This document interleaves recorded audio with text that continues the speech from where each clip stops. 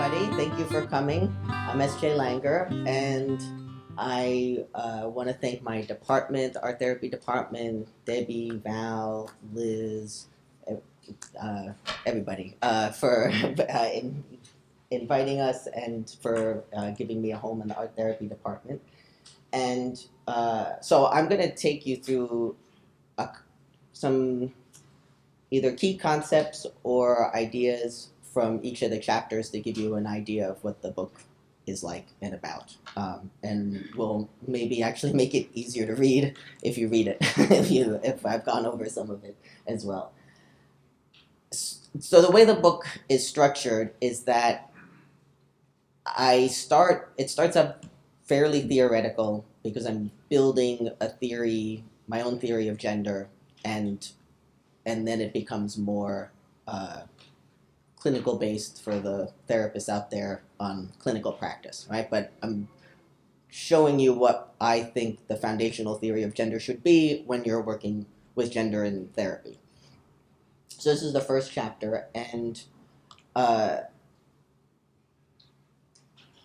why I sort of focused on interoception and interoception is the internal perception of your body, right? And I started to focus on that because I was seeing in my sessions that it didn't matter what the outside, I mean, it does matter, but it wasn't so much about the outside of people's bodies that was going to help them understand what their gender was. It was being able to perceive what was going on internally. And so I started drilling into all this psychophysiology research on interoception, and the other concepts are exteroception, right? That's the exterior of your body, exterior perception of things, visual, right? Which is what we usually focus on when we talk about gender diversity. You know, people are talking about the outside. And then there's also proprioception, which is your feeling of your body in space, which if there's any dance therapists, they're probably the most familiar with that. And to me, all of these elements, all these ways of perceiving have gendered elements, and most of which are unconscious, particularly the interoceptive and the proprioceptive.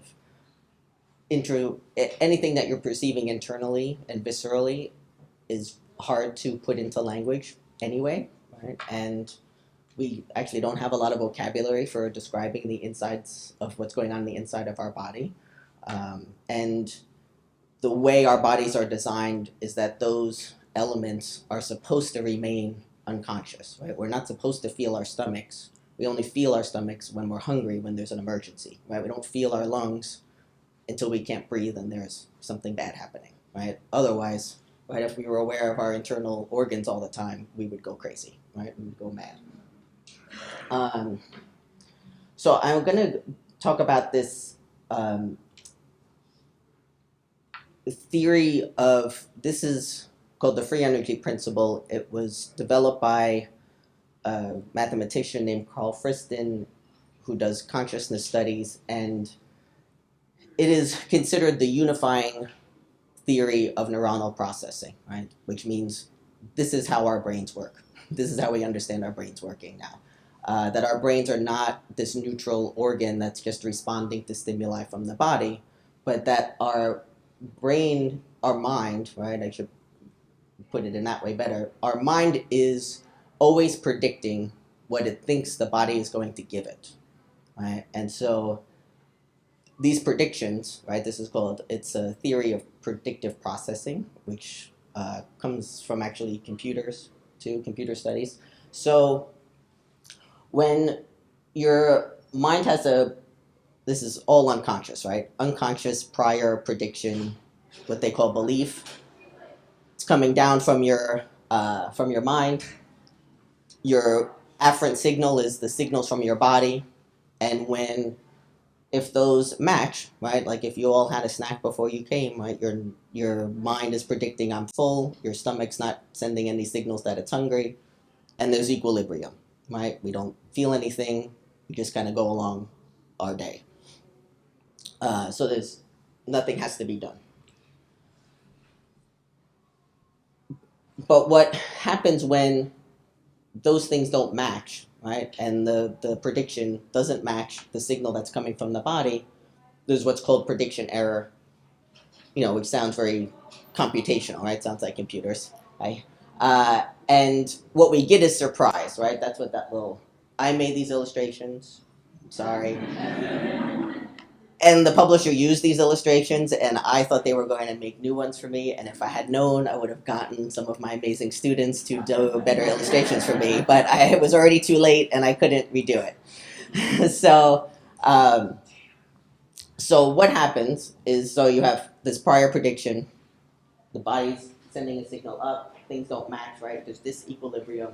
We have surprise. That surprise is free energy, right? That's where it gets this free energy principle idea.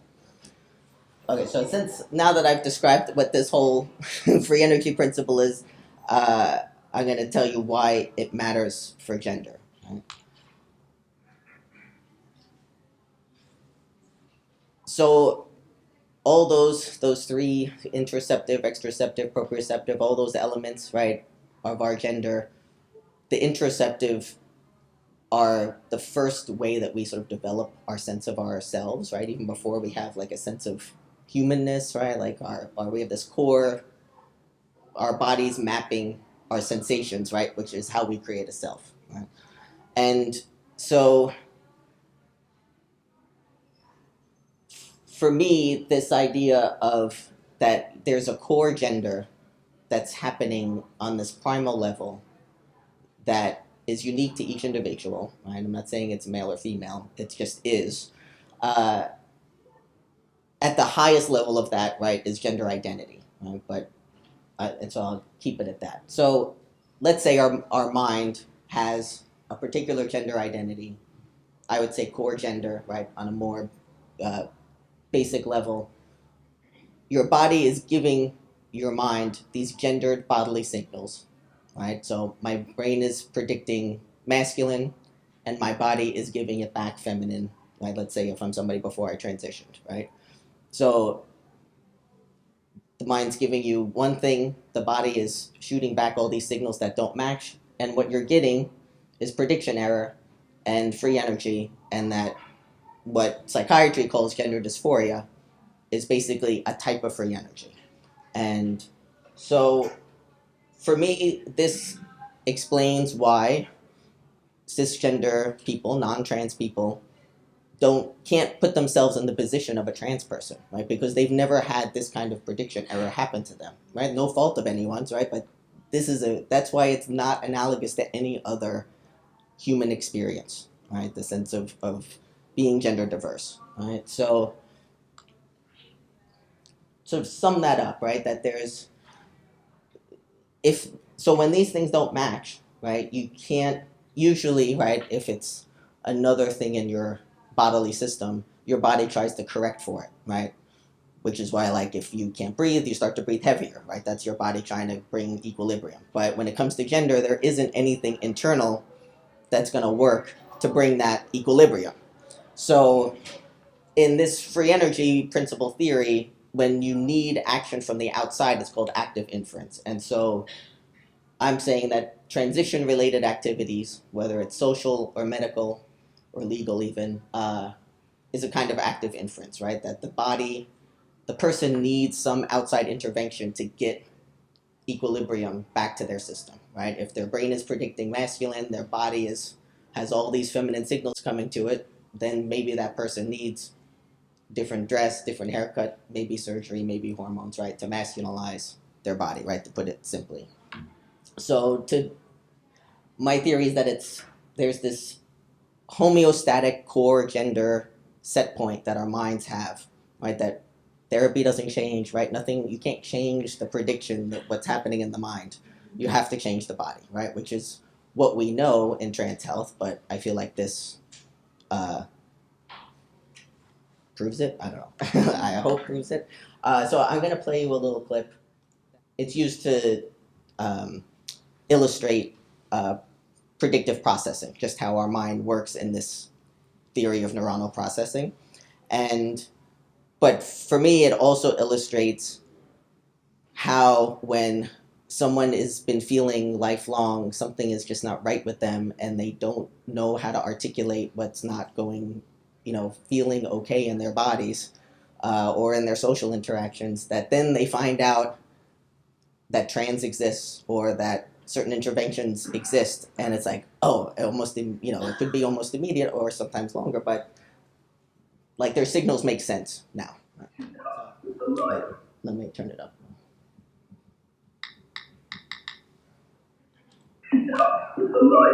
Right, so imagine you're a trans person, you've not done any transition related things, this is what your body feels like, right? It just sounds like a mess. And you're not sure what it means or anything, and some therapist saying, well, tell me about your gender, and you're like, I don't know, right? Like, that's what's happening. She cuts with her knife.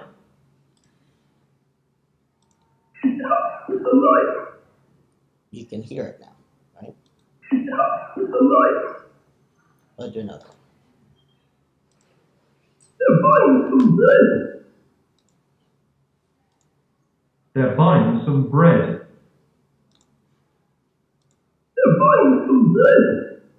Right, there it is. It was there all along, right? But you didn't know it. I'll do one more. She ironed her skirt.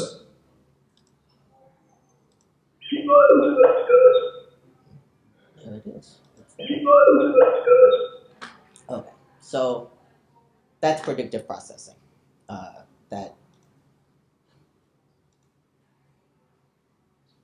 our mind is, until it knows what it's looking for, right? It can't maybe know what it needs, right? What the body needs. Okay, so the second chapter is Foundations of Consciousness and Gender, and I started thinking about, I had this idea that I felt that gender had to be more foundational than personality, right? That it's usually talked about in personality development, but it seemed like, in psychotherapy, psychoanalysis, right, we can change aspects of personality, right? But this is not something, someone's gender, you can't change their gender, right? So to me, it seemed like it must be something more foundational. So I felt like it must be something it must develop at the same time as consciousness. And so qualia is basically subjective experience in philosophy. That's the term that they use. And many times when people are working with patients, they're only talking about these two of those aspects of gender, right? That there's only two out of the three that are visible, right? There's the shape of your body, and there's the embodiment of that body, right? Which is your behavior or how you dress or culture and things like that. So one way to sort of illustrate qualia, and also I think how sort of the state of trans healthcare before trans people actually became part of professionals in trans healthcare, is that there's this example that Frank Jackson, who's a philosopher, uses to explain qualia, that imagine there's this neuroscientist who's an expert on color, but she's actually colorblind, but she can tell you everything about the color red, how your rods and cones react to red, the color temperature of red, right? She can tell you everything, but she can't actually tell you what the feeling of seeing red feels like, right? And so that's qualia, right? Is that feeling of the experience. And the qualia of gender, I feel like, is many times this internal sensation, right, that people are having to connect to. And one of the ways I also justify this idea that it's foundational to consciousness is that there are no recorded medical cases of brain injury where someone's gender identity changed, right? In terms of brain trauma or lesions or even different levels of consciousness, there's not any case where someone's gender identity changed. Maybe their gender expression changed, right? Because your preferences changed, right? You like different clothes, you don't like the foods you used to like, things like that. But no one's core gender has ever changed. So to me, and also most people wake up thinking they're still human, right? So to me, it's something foundational to being human, right? This core sense of our gender. Okay. How am I doing on time? Okay, okay. No. Okay. Okay. So the third chapter now, so those two first chapters are really about setting up a theoretical orientation to gender that I'm proposing that's different than what's out there, right? And so it's like where I'm coming from in terms of how I think of gender. And so this chapter is, and so it's much more based on, it's much less to do with the social realm, right? Like this is like when you ask someone, well, if you lived on a desert island, you didn't worry about anybody else, and no one else was even going to see you, what do you feel like your gender would be, right? And how would you want to express that gender, right? And so now this chapter gets into more of the interpersonal, the intersubjective theories around gender. And so it's much more based in psychoanalytic theory. And for me, psychoanalytic theory, when it comes to gender, is very useful in the aftermath, right? Like how we deal with how the person orients themselves with the world and their relationships, and it's very useful in that way. But it's completely useless when it comes to etiology, right? Like the way that psychoanalysis has been used in the past, pretty much as a weapon to pathologize anyone who's gender diverse and women also, right? So in terms of that, reject all of that. But the ideas of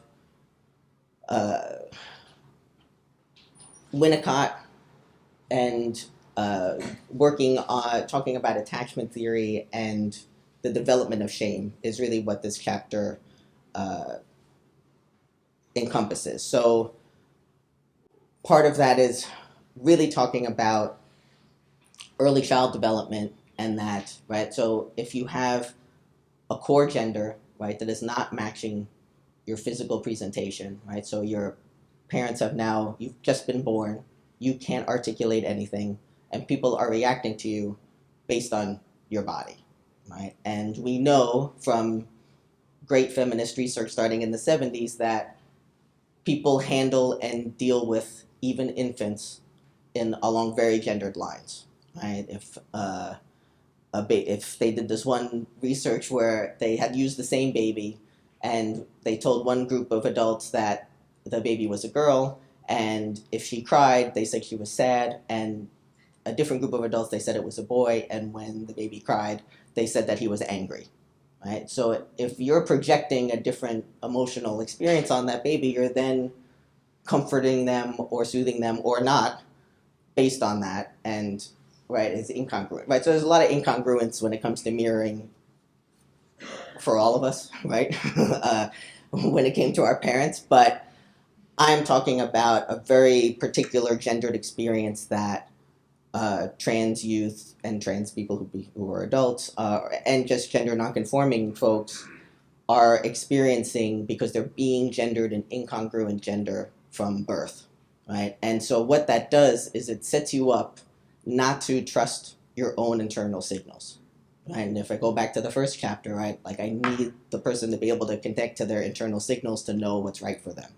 And a lifelong experience of not being mirrored in a gendered congruent way skews you away from your internal signals. It also skews you away from how you move your body, right, in gesture, right? I mean, anyone who's gender nonconforming in here will probably remember the first time you were told to stop walking like that, or boys don't hold their arms like that, or, right, that, and so you start to manipulate your body in a way that's not authentic, right? Some people don't even remember that, but they know it happened, right? They know that they started to change how they were. So that's the third chapter, and I mean, there's a lot more to that. I mean, I talk a lot also more about how attachment styles, are born out of that, right? If you've not been mirrored, congruently you're going to probably feel less attached to that caregiver, or they're going to feel less attached to you, which is also a major case for gender nonconforming youth, is that there's a lot of parental rejection of that child, right? That patients have described to me as as they would like cuddle with their dads, male-bodied kids, and once they got a little older and started to act somewhat feminine, their fathers completely rejected them, right? And wouldn't be affectionate with them, right? To sort of man them up, things like that. Okay. And I try to work through some cases and talk about how to work through some of that shame, which is also the levels of internalized transphobia that people are also working through for themselves and then out in the world. So that's that chapter. So gender terminable and terminable. So I stole that title as a reference to Freud, because what I was seeing in my sessions was that, and what I wasn't seeing in the literature was that they would talk about, oh, this person like explored this, they were going to do these things, and then it's like as if no one ever talked about gender again because they did certain interventions, right? And people continue to talk about their gender continues to develop. That's for everyone, right? Anyone who's seeing women who are going through menopause, right? That like your gender changes and what you need and what you feel comfortable with. But that also how people felt about their gender as they moved through different social or medical interventions, right? Changed how they felt in the world, how they felt about themselves, what they needed, right? That process goes on and on. And for me, as the more and more I work with people, the more and more I, believe and feel like I know that gender isn't only two things, right? That it's this probably more of a mosaic, but to more think of gender as a number, like start to think of gender as a number. And because numbers are infinite, right? So everybody's trying to get to their number, right? Like you have to figure out what your number is, and then you have to figure out the mathematics between your body, your behavior, your clothing, your haircut, your relationship with your partner, how you have sex, right? How do you get all those things to get to that core gender number, right? And that's, for some people, that's pretty straightforward, but for a lot of people, it's not. And what I also was seeing a lot in sessions was that we were talking about all these like minute aspects of people's bodies and behavior, that it wasn't a lot that I would see was, most people don't come in and say, oh, I don't know if I want to be a man or a woman, right? I don't think I've ever had anybody say this to me, right? They come in and say, I don't feel comfortable about this part of my body, I don't know what it means. I have sex in this way that feels good, but it freaks me out a little, right? I mean, that it's all these nuanced things. So I made this list, which is probably not even as comprehensive, but of body, behavior, and then some things that I felt probably intersected on both of those planes, right? And so everyone's delicately handling each one of these things, and that they also all relate to each other, right? It's not like I only want one thing to be a certain way. It's like that thing relates to everything else about me, right? So these are these things called the Teichner circles, which is this optical illusion, basically to illustrate to you how important, when things are next to each other, how differently they're perceived. So the inside circles look pretty different, but they're actually the same exact size. But they look dramatically different because of what's next to them, right? And so if you think about gender and all of these aspects, right, everything changes once you change one of those elements, and everything else shifts, right? Which to me also backs up when you're working with people to tell them not to promise anybody they're not going to not do a certain intervention, because they don't know how they're going to feel once they start moving the pieces around, right? So from that, just to explain, I barely took math when I was in school. Right? I took stagecraft to get out of math. But I've been sort of more fascinated with math, obviously, and science later on in my life. So each one of those elements, right? There's how the degree to how masculine it can be, right? Like if my hairline is all the way back, right? That's a more masculine hairline, right? If it's all the way forward, maybe more feminine. Uh, how important it is to the individual, and for most folks, each one of those elements has a different level of importance, right? Which is the fallacy out there that everybody cares about the same things, right? Um, and that all of those elements mean something different depending on how you're getting recognized in the world, right? This is the social interactional part. And so if we think of gender as an algorithm, right, we've got our core gender number, right, at the end, which is what we're trying to get all of those elements to do, right? So if A is our skin, I think it's skin, right? It's like I want it to be kind of neutral, but it's not that important to me. So maybe I don't care if hormone treatment changes the texture of my skin, right? But like each one of those elements, and then those in relation to each other, right? Like, I mean, especially, if you're working with folks, especially, I have one patient that when I see them in the morning, I hear the whole story of how, well, now, like, my hips felt okay in these pants, but they look they're sort of a feminine cut, so I have to wear this shirt because my hair is longer today, and right, they're trying to add it up, right, to get to a place that they're going to feel comfortable. And that particular patient, now that they've had top surgery, they get out of the house in like 5-10 minutes, right, because their body's more congruent. It's easier to look in the closet and be like, oh, all those things are going to look the way I want them to look, right?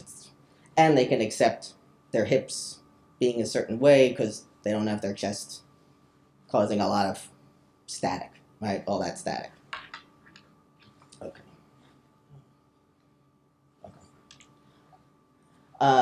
So the next chapter is called Accommodating Bodies, and it is a chapter that is primarily focused on sexual functioning and sexual well-being for trans and non-binary folks.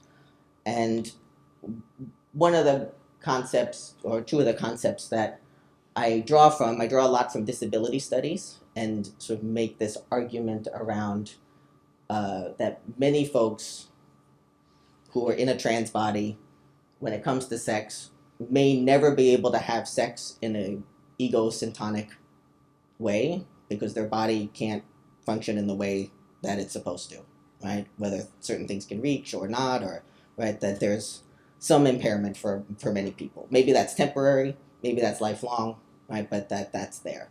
And so in disability theories and studies, Alison Kafer is this really brilliant theorist who's still writing, and she came up with this idea of crip time, right? Which is, in disability studies, the extra time you need to get places, to perform certain activities, right? That like there's a crip time to, like, it maybe takes you an hour and a half to get somewhere that your partner who doesn't have a disability can get there in a half an hour, right? Because you've got to go to a different subway station that has an elevator, right? So, and same comes for sex, right? She talks about sex too, that you maybe have to like take your catheter out. You have to get out of your wheelchair into the bed, right? You can't just like do things as spontaneously as you would like. Right?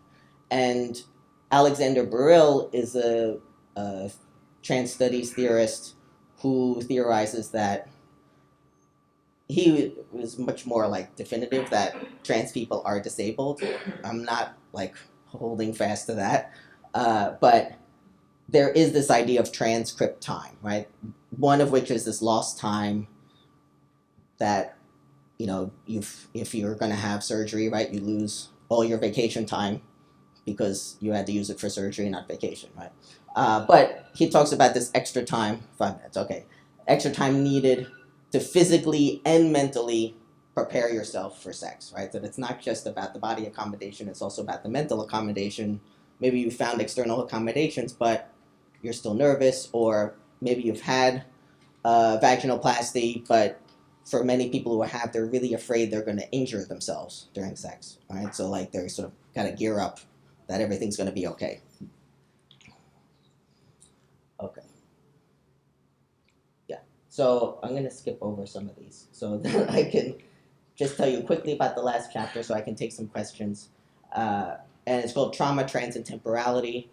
And it talks about the big and small T traumas.